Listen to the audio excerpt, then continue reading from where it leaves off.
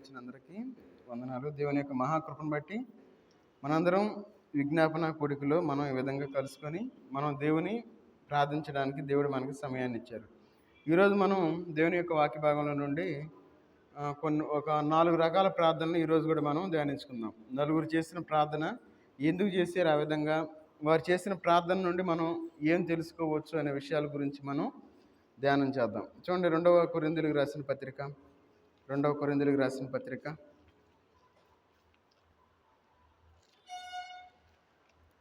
అధ్యాయము 2వ కొరింథీయులకు రాసిన పత్రిక 12వ అధ్యాయము 7-8 వచనాలు తీసినవారు చదవండి. నాకు కలిగిన ప్రత్యక్షతలు బహు విశేషముగా ఉన్నందున నేను అత్యధికముగా హెచ్చిపోకుండా నిమిత్తము నాకు శరీరంలో ఒక ముళ్ళు నేను అత్యధికముగా హెచ్చిపోకుండా నిమిత్తము నన్ను నలగగొట్టుటకు సాతాను యొక్క దూతగా ఉంచబడెను. అది నా యొద్ద నుండి తొలగిపోవాలని దాని విషయమై ముమ్మారు ప్రభువును వేడుకుంటేని. ప్రార్థన చేసుకుందాం. మహోన్నతుడైన దేవా, సర్వాధికారి అయిన దేవా, నీకు వందనాలు తండ్రి. ఈ రాత్రికాల సమయంలో మీ పాసందులో చేరినైనా మీ యొక్క వాక్యాన్ని మేము ధ్యానించుకోవడానికి, వినడానికి మీరు ఇచ్చిన కృపను బట్టి మీకు వందనాలు చెల్లించుకుంటూ ఉన్నా తండ్రి. చేరువచ్చిన వారిని బట్టి వందనాలు తండ్రి. చదవబడిన వాక్య భాగాన్ని మీరు దీవించి ఆశ్రయించండి తండ్రి. మాకు కావాల్సిన వర్తమానాన్ని మీ యొక్క ఆత్మ ద్వారా నడిపించమని అడుగుతున్న తండ్రి. మాకు అర్థంలాగానైనా మీరు మాకు తోడుగా ఉండి నడిపించమని యేసుక్రీస్తు వారి నామంలో ప్రార్థించి అడిగి వేడుకుంటున్నాం తండ్రి, ఆమేన్. ఇక్కడ మనం చదువుకున్న ప్రార్థన అపోస్తలుడైన పౌలు గారు చేస్తూ ఉన్నారు. ఏ విధంగా ప్రార్థన చేస్తూ ఉన్నారు? ఇక్కడ ఒక మాట అంటూ ఉన్నారు. ఏమంటే, నాకు కలిగిన ప్రత్యక్షతలు బహు విశేషముగా ఉన్నందున నేను అత్యధికముగా హెచ్చిపోకుండా నిమిత్తము నాకు శరీరంలో ఒక ముళ్ళు. చూడండి, అక్కడ ఒక ముళ్ళు అనే మాట మనకు కనపడతా ఉంది. అపోస్తలుడైన పౌలు గారు అసలు ఎవరైనా, ఈయన అసలు పేరు ఏంటంటే సౌలు అసలు పేరు. ఈ సౌలు గారు యోధా మత ప్రవిష్టుడై ఉన్నాడు. యోధా మత ప్రవిష్టుడై ఉండి గమలీయేలు పాదాల యొద్ద ధర్మశాస్త్రాన్ని నేర్చుకున్న వ్యక్తిగా ఉన్నాడు. ఈయన సాధారణమైన వ్యక్తి కాదు.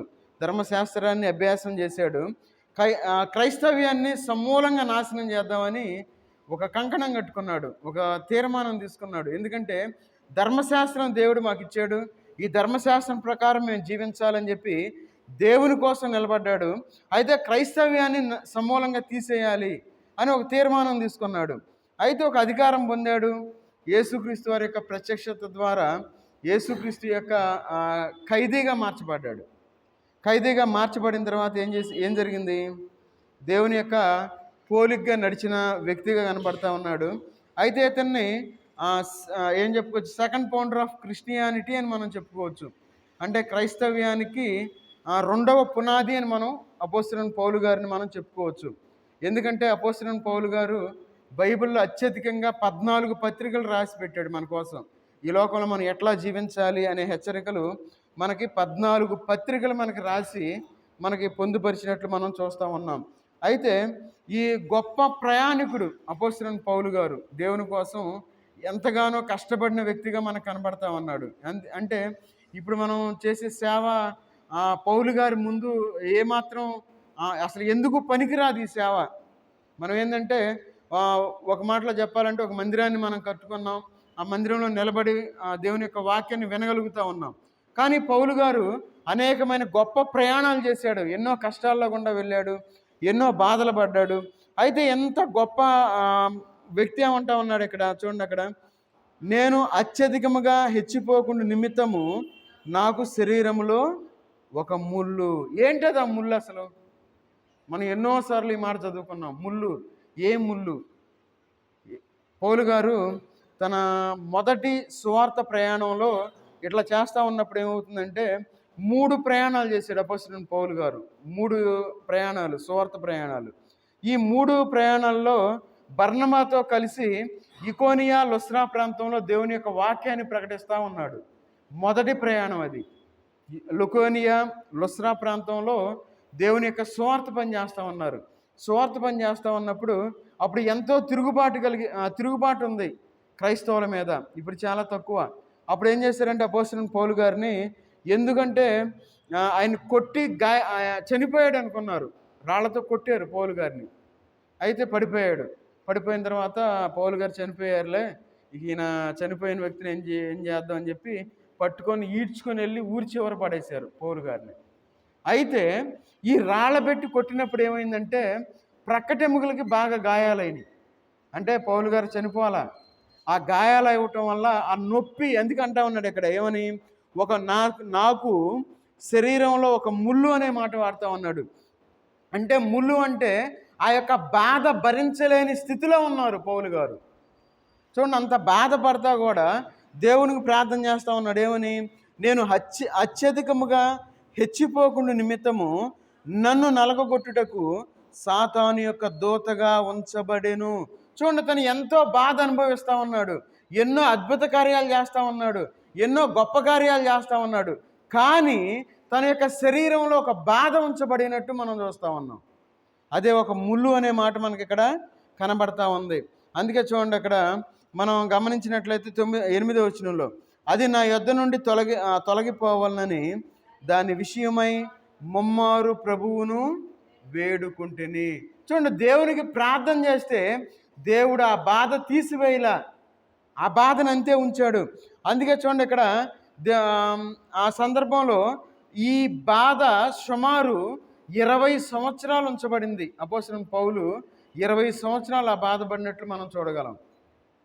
చూడండి, మన జీవితంలో దేవుడు మన యొక్క కుటుంబంలో ఏదన్నా శ్రమ అనుమతిస్తే మనం దేవునికి ప్రార్థన చేస్తాం. అయ్యా, ఈ శ్రమను తీసివేయి, అయ్యా ఈ సమస్యను తీసివేయి, ఈ కష్టాన్ని తీసివేయి అని మనం ఎన్నోసార్లు మనం ప్రార్థన చేసేవారుగా ఉంటాం. అపోస్తలుడైన పౌలు గారికే ఆ బాధ ఉన్నప్పుడు మన కుటుంబంలో ఉంటే నష్టం ఉంది? దేవుని కోసం మనం నిలబడేవారుగా ఉండాం. అందుకే చూడండి, ఆ యొక్క శరీరపరమైన స్వస్థత దేవుడు ఇవ్వలేదు, కానీ ఒక గొప్ప మాటను దేవుడు తెలియజేస్తా ఉన్నాడు. చూడండి, అక్కడ 9వ వచనం, అందుకు నా కృప నీకు చాలును. చూడండి, ఇక్కడ నా కృప నీకు చాలును అంటే బలహీనతలో ఉన్నప్పుడు పౌలు గారికి దేవుడు ఒక వాక్యం చెప్తా ఉన్నారు. ఏమని, నా కృప నీకు చాలును. చూడండి, ఈ లోకంలో మనం కష్టంలో ఉన్నప్పుడు, ఈ లోకంలో మనం బాధలో ఉన్నప్పుడు, చూడండి, బైబిల్ గ్రంథంలో అత్యంతమైన శక్తి కలిగిన పౌలు గారి విషయంలోనే ఒక బాధ అనుభవించిన వాడుగా ఉన్నాడు. మన జీవితంలో మనం బాధలో ఉన్నప్పుడు, కష్టంలో ఉన్నప్పుడు దేవుని యొక్క కృప మనకు చాలు అని మనం అనుకునే విధంగా ఉండాలి. ఎందుకంటే నా కృప నీకు చాలును. తర్వాత బలహీనత యందు నా శక్తి పరిపూర్ణమగుచున్నదని ఆయన నాతో చెప్పాను. కాగా క్రీస్తు శక్తి నా మీద నిలిచియుండి నిమిత్తము విశేషముగా నా బలహీనతల యందే బహు సంతోషముగా అతిశయపడుదును. చూడండి, బలహీనతలో ఉన్నాడు, బాధపడతా ఉన్నాడు, ఎంతో కష్టంలో ఉన్నాడు, వేదన అనుభవిస్తూ ఉన్నాడు. ఎంత వేదనలో దేవుని యొక్క సేవ చేస్తా నా కృప నీకు చాలును అని చెప్పి దేవునికి ప్రార్థన చేసే వ్యక్తిగా మనకి ఇక్కడ కనబడతా ఉన్నాడు. అందుకే మన జీవితంలో శోధనలు దేవుడు అనుమతించినప్పుడు మనం ఏం చేయాలంటే అది దేవుని నామ మహిమార్థమై వచ్చింది అని మనం గ్రహించేవారుగా ఉండాలి. దేవుడు ఊరినే పెట్టడు. ఎందుకంటే మన జీవితంలో కష్టాలు వస్తాయి, మన జీవితంలో నష్టాలు వస్తాయి, మన జీవితంలో బాధలు వస్తాయి, మన జీవితంలో వేదనలు వస్తాయి. ఇట్లా ఎన్ని సమస్యలు వచ్చినా అది దేవుని యొక్క మహిమార్థము అనే విషయాన్ని మనం గుర్తుపెట్టుకొని ఈ లోకంలో మనం జీవించేవారుగా ఉండాలి. అందుకే ఒక విషయాన్ని మనం గుర్తుపెట్టుకోవాలి. ఎందుకంటే దేవుడు మహిమ నుండి అత్యధికమైన మహిమలోనికి మనల్ని తీసుకొని రావటానికి ఆ బాధలు అనుమతిస్తాడు అనే విషయాన్ని మనం గుర్తుపెట్టుకోవాలి.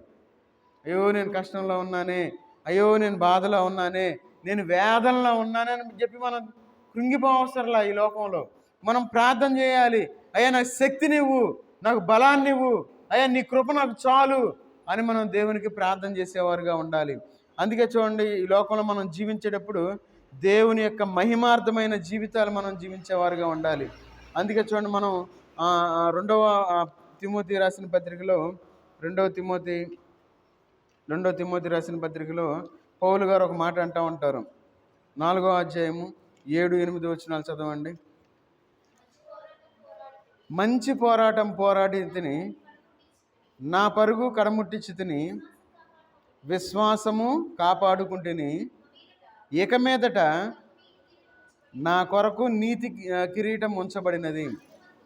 చాలు. చూడండి, ఇక్కడ పౌలు గారు ఎంతో పోరాడాడు, ఎంతో పోరాడి ఒక యోధుడిగా నిలబడ్డాడు. అందుకే ఏమంటా ఉన్నాడు, మనం కూడా ఈ లోకంలో మంచి పోరాటము పోరాడి తిని అనే మాట వాడుతూ ఉన్నాడు. అదేవిధంగా మన యొక్క జీవితంలో మనం పౌలు గారు ఏ విధంగా అయితే అనగలుగుతూ ఉన్నారో అదేవిధంగా మనం గమ్యం చేరే వరకు మనం ఏం చేయాలి?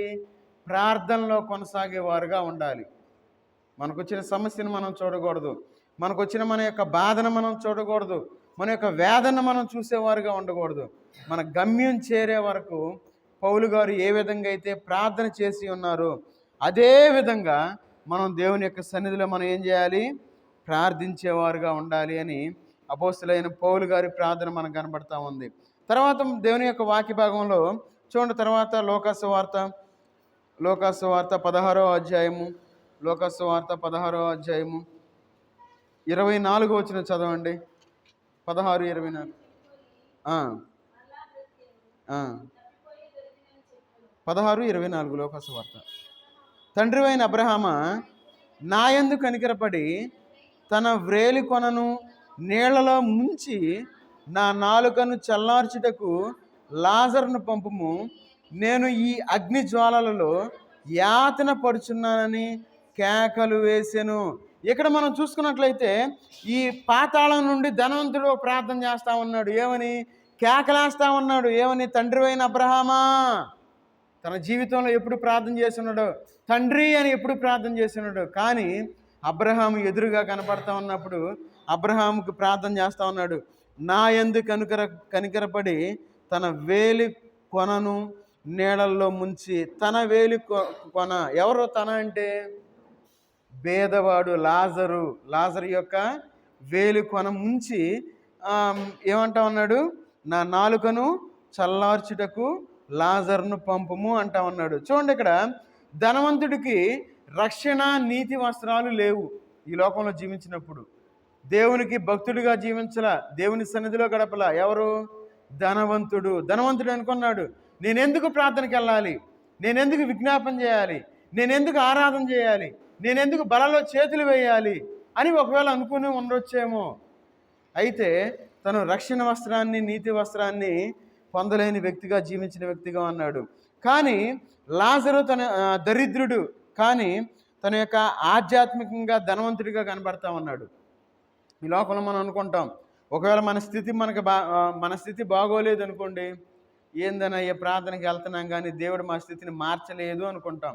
ఎందుకంటే మన ఏ స్థితిలో ఉన్నాం. చూడండి, ఆత్మీయమైన ఆహారం లేని వ్యక్తిగా ఉన్నాడు ధనవంతుడు. లాజరు ఆత్మీయమైన ఆహారాన్ని కలిగిన వ్యక్తిగా కనబడతా ఉన్నాడు, ఆత్మీయమైన సంతోషాన్ని కలిగిన వ్యక్తిగా కనబడుతున్నాడు, ఆత్మీయమైన సమాధానాన్ని కలిగిన వ్యక్తిగా కనబడతా ఉన్నాడు లాజరు.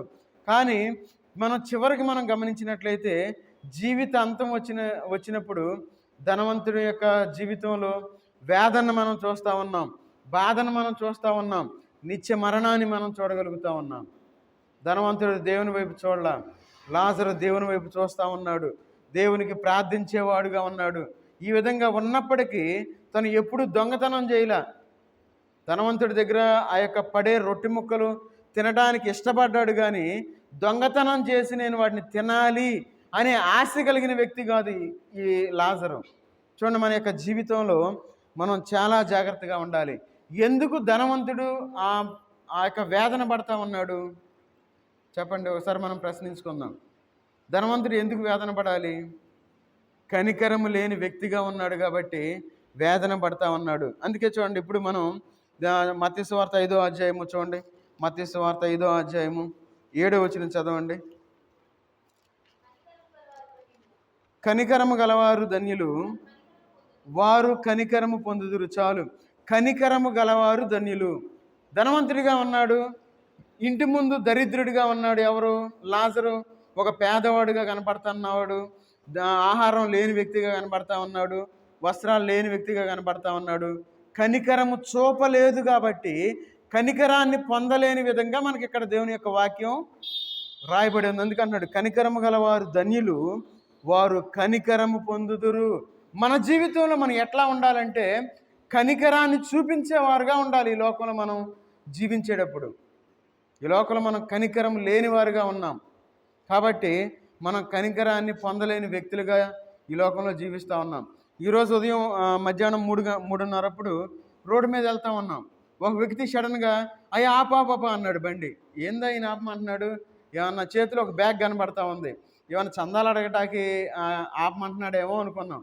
సరే అని చెప్పి ఆపితే పక్కన ఒక వ్యక్తి మురుగు కాలంలో పడిపోయి ఉన్నాడు. ఫిట్స్ వచ్చి ఇట్లా కదులుతూ ఉన్నాడు.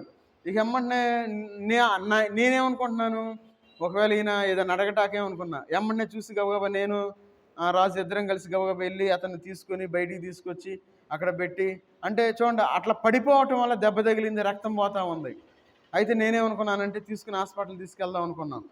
అయితే ఈ మధ్యకాలంలో ఒక వార్త చూసాం. ఎట్లానే ఒక వ్యక్తి ఏం చేశాను, ఇట్లా దెబ్బలు తగిలి హాస్పిటల్ తీసుకెళ్ళి చనిపోయాడు. చనిపోయిన తర్వాత పోలీసులు వచ్చి తీసుకెళ్ళి 13 నెలలు జైల్లో పెట్టారు. చూడండి, ఏదో పాపంలే అనుకున్నాడు అంతే. చూడండి, కనికరము చూపటం వల్ల కొన్నిసార్లు ఇట్లా మనకి కొన్ని శిక్షలు పడవచ్చు. కానీ దేవుని యొక్క వాక్యానుసారంగా మనం జీవించాలి కాబట్టి మనం కనికరము చూపేవారుగా ఉండాలి. అందుకే అన్నాడు, కనికరము గలవారు ధన్యులు, వారు కనికరము పొందుదురు. ఈ ధనవంతుడు కనికరము లేని వ్యక్తిగా ఉన్నాడు కాబట్టి ఆ యొక్క పాతాళంలో కష్టపడతా ఉన్నాడు. మనం ఈ లోకంలో అందుకే చూడండి 7వ అధ్యాయం 2వ వచనం చదవండి. మత్తయి సువార్త 7వ అధ్యాయం 2వ వచనం. మీరు తీర్చు తీర్పు చొప్పుననే మిమ్మును గూర్చి తీర్పు తీర్చబడును, మీరు కొలుచు కొలత చొప్పుననే మీకు కొలువబడును. చూడండి, ఇక్కడ ఈ లోకంలో మనం కొంతమంది అంటారు కర్మ సిద్ధాంతం అంటారు, ఎవరి కర్మ వాళ్ళు అనుభవించాలి అంటారు. అదే మనం బైబిల్ ప్రకారం మనం చూసుకున్నట్లయితే మనం ఏమి విత్తుతామో ఆ పంటనే కొయ్యాలి అని బైబిల్ సెలవిస్తూ ఉంది. ఈ లోకంలో మనం జీవించేటప్పుడు మనం ఏదైతే మనం చేస్తామో ఖచ్చితంగా మనం దాన్ని అనుభవించాలి. అదే ఇక్కడ మనకి మత్తయి సువార్త 7వ అధ్యాయం 2వ వచనంలో చెప్తా ఉన్నారు. ఏమని? మీరు తీర్చు తీర్పు చొప్పుననే మిమ్మును గూర్చి తీర్పు తీర్చబడును, మీరు కొలుచు కొలత చొప్పుననే మీకు కొలవబడును. కాబట్టి ఈ లోకంలో మనం జీవించేటప్పుడు మనం ధనవంతుడు ఏ విధంగా అయితే కనికరం లేని వ్యక్తిగా ఉన్నాడో ఆ విధంగా మనం ఈ లోకంలో మనం జీవించకూడదు. ధనవంతుడు పాపం చేసినట్టు రాయాల బైబిల్లో. ధనవంతుడు ఈ పాపం చేశాడు, ధనవంతుడు ఇట్లా అబద్ధాలు ఆడాడు, ఇట్లా మోసం చేశాడు అని రాయల. కనికరం లేని వ్యక్తిగా మనకు కనబడతా ఉన్నాడు. కాబట్టి మన యొక్క జీవితంలో మనం కనికరం కలిగి ఈ లోకంలో జీవించాలి అని దేవుని యొక్క వాక్య భాగం సెలవిస్తూ ఉంది. చూడండి, గలతీయులకు రాసిన పత్రిక 6వ అధ్యాయము, గలతీయులకు రాసిన పత్రిక 6వ అధ్యాయము 7వ వచనం చదవండి. మోసపోకుడి, దేవుడు వెక్కిరింపబడడు, మనుషుడు ఏమి విత్తునో ఆ పంటనే కోయును. చూడండి, మనం ఈ లోకంలో ఏమైతే విత్తుతామో, అందుకే ఈ లోకంలో మనం జీవించినంతకాలం మంచిని విత్తేవారుగా ఉండాలి. ఒకరిని చూసి మనం ఈర్ష్యపడకూడదు, అసూయపడకూడదు, ఒకరిని ద్వేషించకూడదు, ఒకరి యందు మనం మత్సరం కలిగిన వ్యక్తులుగా ఈ లోకంలో మనం జీవించకూడదు. కాబట్టి ఈ యొక్క రాత్రికాల సమయంలో చూడండి, ఇక్కడ ఇతనికి వస్త్రాలు ఉన్నాయి, ధనవంతుడికి వస్త్రాలు ఇవ్వాల, ధనం ఉంది, అతనికి ఆహారం పెట్టల. తన యొక్క జీవితంలో తను కలిగిన దాన్ని బట్టి తను చేయలేదు కాబట్టి, కనికరం చూపలేదు కాబట్టి తన యొక్క ప్రతిఫలాన్ని పొందినట్లు మనం చూస్తూ ఉన్నాం. కాబట్టి మన యొక్క జీవితంలో మనం చాలా జాగ్రత్తగా ఉండాలి. కనికరం కలిగి మనం దేవునికి మనం ప్రార్థన చేసేవారుగా ఉండాలి. అందుకే అక్కడ లాజరు అబ్రహాము రొమ్మున ఆనుకొని విశ్రాంతి తీసుకున్నట్లు మనం చూస్తూ ఉన్నాం. తర్వాత చూడండి, లోకాసు వార్త 17వ అధ్యాయము, లోకాసు వార్త. కాబట్టి మనం కనికరం కలిగి మనం ప్రార్థన చేసేవారుగా ఉండాలి. దేవుని సన్నిధికి వచ్చి మనం ప్రార్థించేవారుగా ఉండాలి. చూడండి, లోకాసు వార్త 17వ అధ్యాయము 13వ వచనం చదవండి. యేసు ప్రభు మమ్ము కరుణించమని కేకలు వేసిరి. ఎవరో కేకలు వేసింది? వీళ్ళు 10 మంది కుష్ఠరోగులు ప్రార్థన చేస్తూ ఉన్నారు. ఏమని? దూరంగా నిలబడి. అందుకే చూడండి, కొంచెం ముందు చదవండి. 10 మంది కుష్ఠరోగులు ఆయనకి ఎదురుగా వచ్చి దూరమున నిలిచి. ఈ కుష్ఠరోగులు ఏం చేస్తూ ఉన్నారంటే యేసుక్రీస్తు వారికి దూరంగా ఉండి ఏమంటా ఉన్నారు? ప్రభు మమ్ము కరుణించుమని కేకలు వేసిరి. అంటే యేసుక్రీస్తు వారికి ప్రార్థన చేస్తూ ఉన్నారు. అయ్యా మమ్మల్ని కరుణించు అని ప్రార్థన చేస్తూ ఉన్నారు. దూరాన్ని నిలబడ్డారు వాళ్ళు. దూరాన్ని నిలబడి దేవునికి యేసుక్రీస్తు వారికి ప్రార్థన చేస్తూ ఉన్నారు. ఎందుకు దూరంగా ఉండాలి వాళ్ళు? కుష్టు అనేది పాపానికి సాదృశ్యంగా ఉన్నది అనే విషయాన్ని మనం గుర్తుపెట్టుకోవాలి. మన జీవితంలో ఆత్మీయంగా మనం కుష్టును మనం కలిగి ఉంటే మనం దేవుని నుండి మనం దూరంగా వెళ్ళిపోతాం. ఆ విషయం మనకు తెలియదు. మనం ఏమనుకుంటామంటే పర్లేదు లేరు, ఆదివారం మనం ఆరాధనకి వెళ్ళొచ్చు, ఆదివారం బలలో చేతులు వేయచ్చులే, మనకు ప్రతి ఆదివారం బల్లేస్తారు కదా, ఏం పర్లేదులే అనుకుంటాం.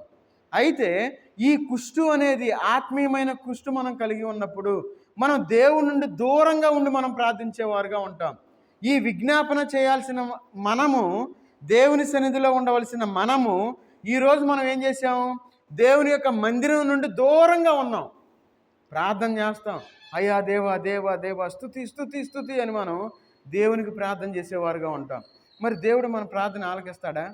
చూడండి, ఇక్కడ 10 మంది కుష్ఠరోగులు మనకు కనబడతా ఉన్నారు.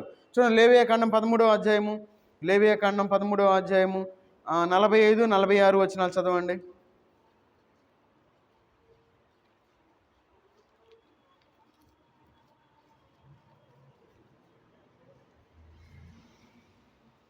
పదమూడవ అధ్యాయము 45, 46 వచనాలు.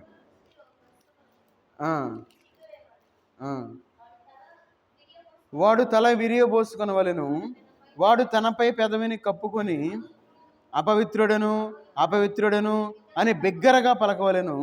ఆ పొడ వానికి కలిగిన దినములన్నీ వాడు అపవిత్రుడై ఉండును. వాడు అపవిత్రుడు కనుక ప్రత్యేకముగానే నివసింపవలెను. వాని నివాసము పాలెమునకు వెలుపట ఉండవలెను. మనం పాపము అనే కుష్టును మనం కలిగి ఉన్నాం కాబట్టి దేవునికి దగ్గరగా మనం రాలేకపోతా ఉన్నాం. చూడండి, ఈ యొక్క కుష్టు వ్యాధి కలిగిన వాళ్ళు నేను అపవిత్రుడను అపవిత్రుడను అని ఊరికి దూరంగా ఉండాలి. అయితే ఈ రాత్రికాల సమయంలో మనం కూడా పాపం అనే కుష్టును మనం కలిగి ఉండి దేవుని యొక్క సన్నిధికి రాలేని వారుగా ఈ లోకంలో జీవిస్తూ ఉన్నాం. అంటే మనం దేవుని దగ్గరికి రాలేకపోతా ఉన్నాం, దేవునికి ప్రార్థన చేయలేకపోతా ఉన్నాం. ఈ 10 మంది కుష్ఠరోగులు దేవునికి ప్రార్థన చేస్తూ ఉన్నారు. అయితే యేసుక్రీస్తు వారు ఒక మాట చెప్తా ఉన్నారు.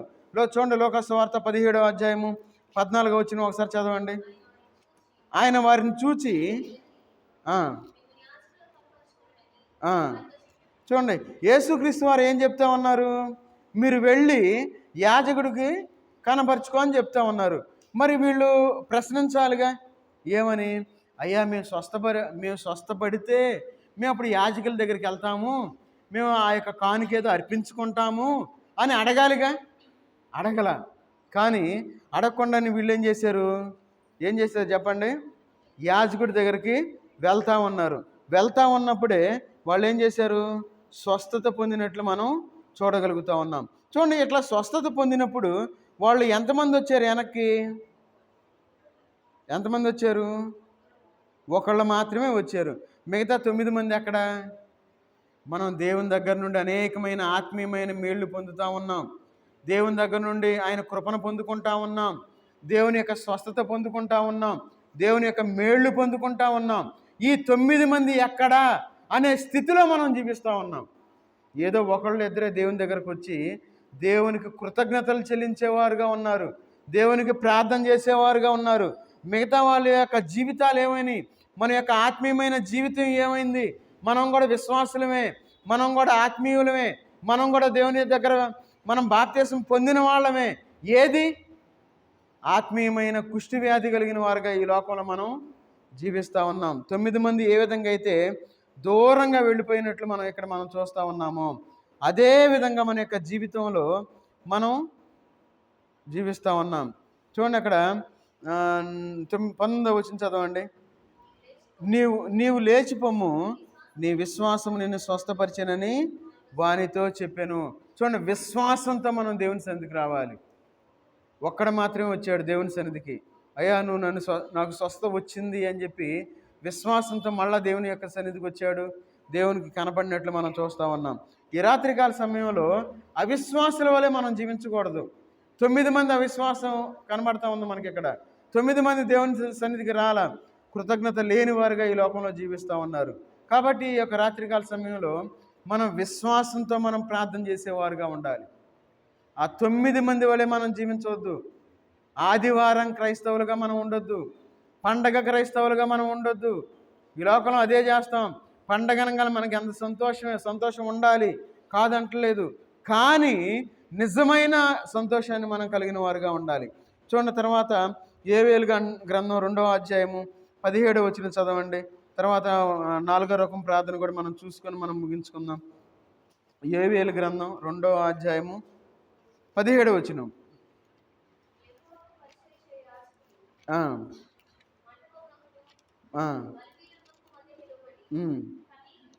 కన్నీళ్లు విడుచుచు ప్రభు యెహోవా నీ జనుల ఎడల జాలి చేసుకొని అన్యజనులు వారి మీద ప్రభుత్వము చేయునట్లు వారిని అవమానమునకు అప్పగింపకము. లేని ఎడల అన్యజనులు వారి దేవుడు ఏమాయనందురు కదా అని వేడుకొనవలెను. ఇక్కడ మనం ఇంకొక ప్రార్థన మనం చూస్తూ ఉన్నాం. ఈ ప్రార్థన ఏంటంటే యాజకులు పరిచారకులు చేసిన ప్రార్థన. ఎందుకు ఆ విధంగా ప్రార్థన చేస్తూ ఉన్నారు? ఎందుకు ఏడ్చి ప్రార్థన చేస్తూ ఉన్నారు? ఒకసారి మనం పరిశీలన చేసుకున్నట్లయితే ఇది దేవుడు చెప్తా ఉన్నాడు ఈ మాట. అసలు ఎవరు వేడుకోవాలి, ఎవరు ప్రార్థన చేయాలి? మనం ప్రార్థన చేస్తాం కదా. ఇక్కడ యాజకులు ప్రార్థన చేస్తూ ఉన్నారు, పరిచారకులు ప్రార్థన చేస్తూ ఉన్నారు. ఎందుకు ప్రార్థన చేస్తూ ఉన్నారంటే అన్య బోధలు, తప్పుడు సిద్ధాంతాలు ఏం చేస్తూ ఉందంటే సంఘాన్ని కలవరపెడతా ఉన్నాయి. ఈ కాలంలో నిజంగా దేవుణ్ణి చూసేవాళ్ళు, నిజంగా దేవుని మీద ఆధారపడేవాళ్ళు చూడండి ఎలాంటి స్థితిలో అంటే ఈ లోకంలో మనం జీవిస్తామంటే కొందరు ఏం చేస్తూ ఉన్నారంటే యెహోవా సాక్షులు అంటూ ఉన్నారు. కొందరు ఏం చేస్తూ ఉన్నారంటే మోర్మాన్ సిద్ధాంతం అంటూ ఉన్నారు. కొంతమంది శనివారం మాత్రమే ఆరాధించాలని చెప్తా ఉన్నారు. కొంతమంది రాకడ వచ్చేసిందంటా ఉన్నారు. కొంతమంది యేసుక్రీస్తు వారు మళ్ళా వస్తారని చెప్తా ఉన్నారు. కొంతమంది 40 రోజులు దీక్ష చేయాలంటా ఉన్నారు. కొంతమంది 7 వారాలు దేవుని సన్నిధికి వెళ్ళాలని చెప్తా ఉన్నారు. కొంతమంది అద్భుతాలు మాత్రమే చేయాలి, ఈ రక్షణ అవసరం లేదు, ప్రార్థన అవసరం లేదు, అద్భుతాలే ఉండాలి అని చెప్తా ఉన్నారు. మరి మనం ఎవరిని నమ్మాలి? ఈ లోకంలో మనం జీవిస్తూ ఉన్నాం. అదే పరిస్థితి ఆ కాలంలో వచ్చింది. అందుకే అంటున్నారు ఇక్కడ చూడండి, ఇక్కడ ఏమంటా ఉన్నారు? యెహోవా నీ జనుల ఎడల జాలి చేసుకొని అన్యజనులు అంటే వీళ్ళే. మనం అనుకుంటాం అన్యజనులు అంటే ఎక్కడ నుండి ఊడి పడతారు అనుకుంటాం. కాదు, సంఘాన్ని గలిబిలి చేస్తూ ఉన్నవాళ్ళు, వాక్య ప్రకారం జీవించని వాళ్ళు, దేవుని యొక్క సంఘంలో లోకాన్ని తీసుకుని వచ్చి పెట్టి లోకంలో జరిగేదంతా ఇదే అని చెప్పేవాళ్ళు. అది అన్యజనులని మనం గుర్తుపెట్టుకోవాలి. కాబట్టి మనం ఏం చేయాలంటే అపోస్తల కార్యాలు 20వ అధ్యాయము 28వ వచనం 30వ వచనం చదవండి. అపోస్తల కార్యాలు 28వ అధ్యాయము 20వ అధ్యాయము 28వ వచనం.